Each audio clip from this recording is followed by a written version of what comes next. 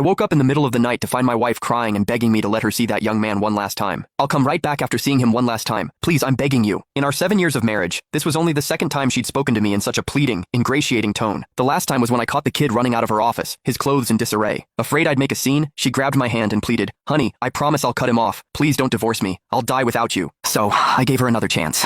Just as she promised, she devoted herself to our family, becoming the perfect wife everyone admired. Until today. I turned on the bedside lamp, looked into her eyes, and told her seriously, "Go. Don't leave yourself with any regrets." I had no regrets left. I hope the same for you. The sudden light made Leighton Chambers instinctively squeeze her eyes shut. The tear tracks on her face became painfully clear and glaring. The scene struck me as absurd. Back when we were younger, she'd thrown herself in front of a steel bar swung by a street thug to protect me, nearly crippling her right arm. She hadn't even raised an eyebrow. Now, she was crying this hard just because she was parting ways with a boy barely in his 20s. Her drunkenness gradually faded as she studied my expression. She collapsed onto the bed like a spring wound too tight for too long, losing all its tension. "You could have made a scene the way you did before. You could have slapped me and forbade me from going. Do you really need to pretend you don't care just to make me feel guilty? That's pretty pathetic, Logan Chambers." Her expression was strained with repressed pain. Ever since Leighton returned to our family, moments like this had become increasingly common. Anyone on the outside would have marveled at how we'd grown even closer after surviving the 7-year itch. People joked that Professor Chambers acted like a love-struck teenager, rushing home the moment she finished work, unable to bear being apart from me for even a second. I was on her social media profile picture, and my image was plastered across her messaging app background. She voluntarily handed over her phone and let me check it whenever I wanted. She looked every bit like the perfect wife. However, only the two of us knew what was hidden beneath that calm surface. Ever since that incident, I became sensitive and fragile. The words that came out of my mouth grew sharper and crueler. If Leighton said a tie looked nice and made me look younger, I'd snap at her. "Is it because you've got someone younger and fresher on your mind that you think I'm too old?" She took the initiative to take me on a date to some trendy restaurant. Everything was going perfectly fine. Then she casually remarked, "Their signature dish is pretty good." I exploded, demanding to know why she would bring me to a place she'd already been to with another man. But the truth was, I hadn't always been like this. I used to be cheerful and optimistic, the life of the party among my family and friends. How did I end up like this? The truth was, I considered getting a divorce the moment I discovered Leighton's affair. Back then, she was the one who threw away her pride and begged me for a whole month, swearing countless times that she would never make the same mistake again. However, later, it was she who watched me fall apart with a cold expression and asked if I was done making a scene. The night I hit my breaking point, I nearly destroyed everything in the house.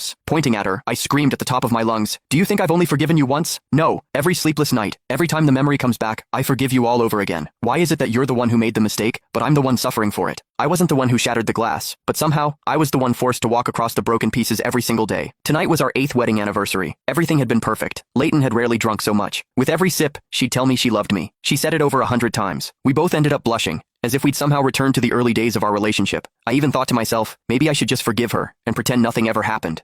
It wasn't until just now that I realized how ridiculous I'd been. Her outburst wasn't because she loved me. It was because another man had left her. Just like that, I realized I had no regrets left.